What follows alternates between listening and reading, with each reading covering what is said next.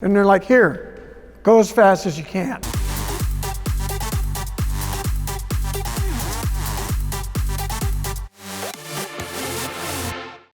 I think the high point is when we do best driver's car every year. I've done that for about 8 years.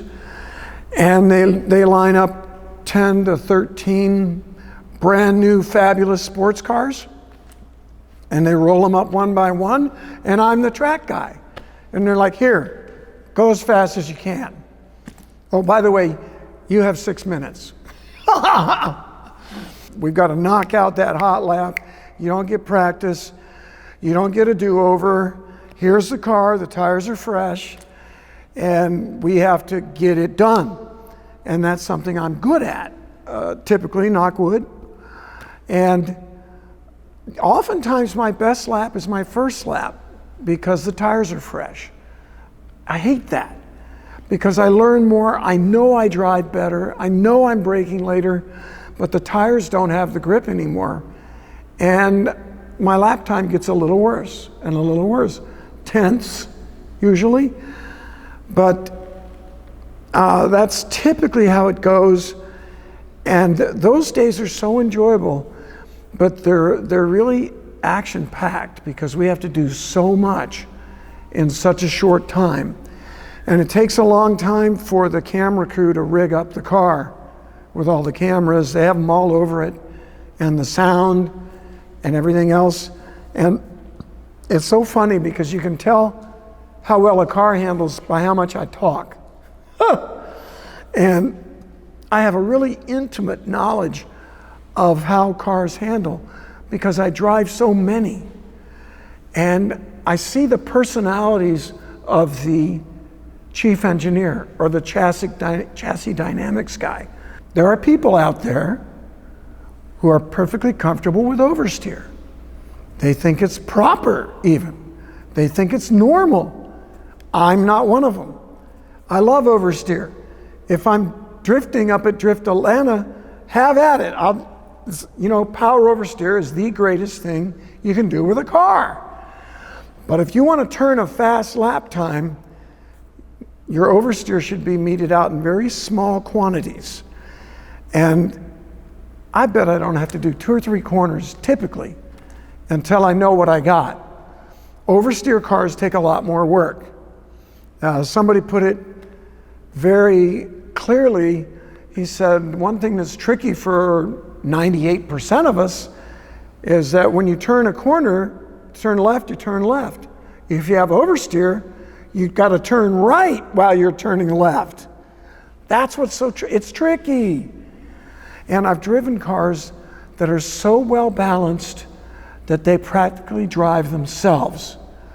And you can tell because when I'm driving, I'm using one hand, I'm talking to the camera, I'm joking. My race cars were the same way. One of my best season was driving, I think, with Alex Job in 2000 in a Porsche GT3R, and we had a lot of freedom. We weren't tied to the factory till the end of the season. We could do whatever we want, and boy, did we have a great car. The Porsche standard brakes were you had to push with both your feet and all your might. I hate that. It still hurts me. It hurt me when I had the Porsche contract. And we changed the pads and the rotors and the master cylinder and the angle of the brake lever. And we got it to where it was just, it was like power brakes. Not a problem. Why work so hard if you don't have to, right? And the next year we got the factory contract and we got the factory cars that we had consistently been a little bit better than the year before. And they were not easy to drive. That pedal was back, both feet as hard as you can just to stop.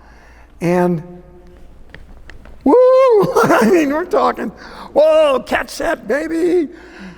Good handling cars drive themselves. And good handling cars can be made to oversteer if you want them to a certain extent that they can be made to understeer.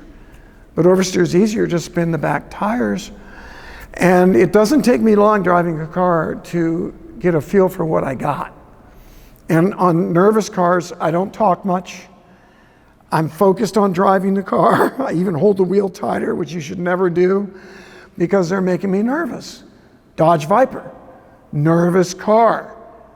Advice to anybody going to buy one, be careful.